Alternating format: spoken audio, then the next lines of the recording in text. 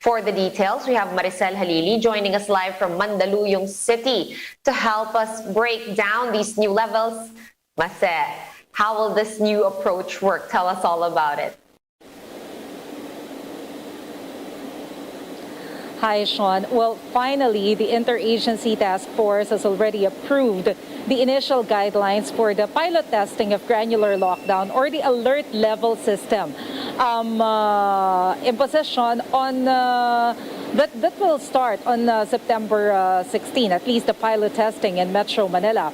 So according to Presidential Spokesperson Harry Roque, there won't be any other quarantine classifications aside from ECQ and GCQ. So we just have to wait for the announcement of the IATF, or at least the Department of Health, whether your area, our area, will be under general community quarantine or enhanced community quarantine.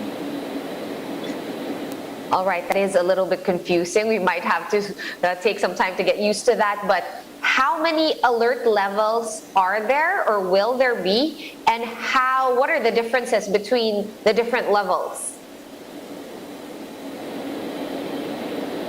Okay, Sean, if the people in authority decided to place a particular area under the general community quarantine, the guidelines will depend on the alert level.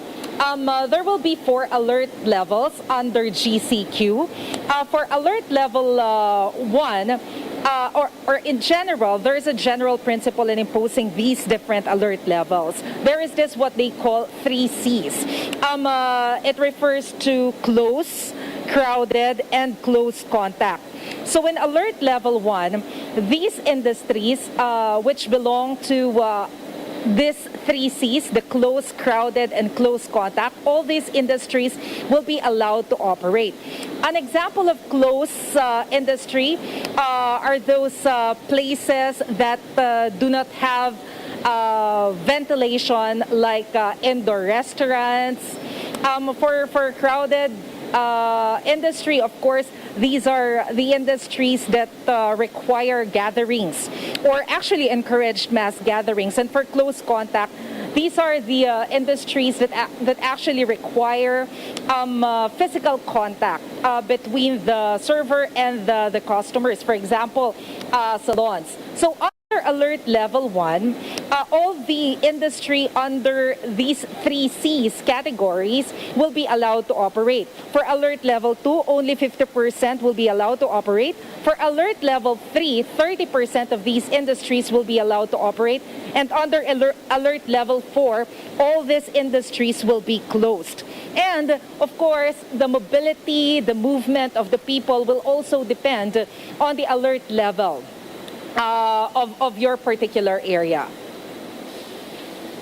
All right, you're right. We're going to need a cheat sheet for all of that. I think better have a printout at home. But what happens now to the old CQs that we got used to, the old quarantine classifications? Are these now extinct except for the 2 you mentioned, which is, if I'm not mistaken, ECQ and GCQ?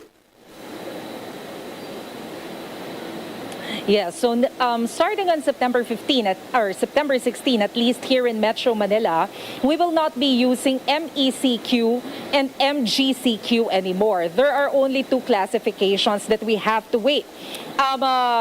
consider, the GCQ and ECQ. So under GCQ, there will be 4 alert levels, and the Department of Health will be in charge in identifying which particular cases will fall under GCQ. ECQ, or the Enhanced Community Quarantine, will be like alert level 5. It will be the last resort if they see that there's a sudden surge of the COVID cases and we have another crisis when it comes to hospital utilization. That's the time that they will declare ECQ or alert level 5.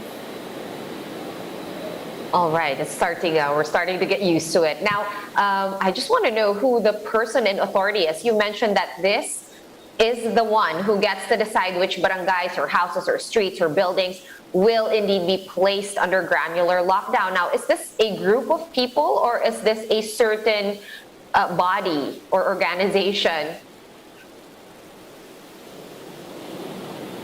Well, in principle, the Department of Health will be the one that will draft the category or the criteria in declaring or identifying which particular areas, particular community or places will be under a certain category. But of course, they will listen or they will consider the recommendation of a particular local government unit. Okay, and did the palace have anything to say about the appeal of NCR mayors to allow fully vaccinated people to move around some more? Any development on that?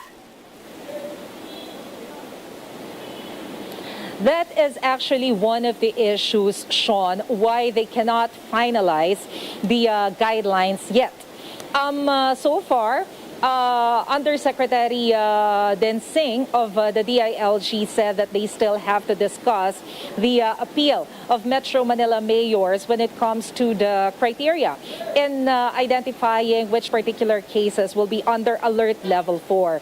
The Metro Manila mayors feel that it will be unfair for Metro Manila to consider the hospital utilization of the tertiary hospitals in their cities, because some of the or majority of the patients did not come from Metro Manila.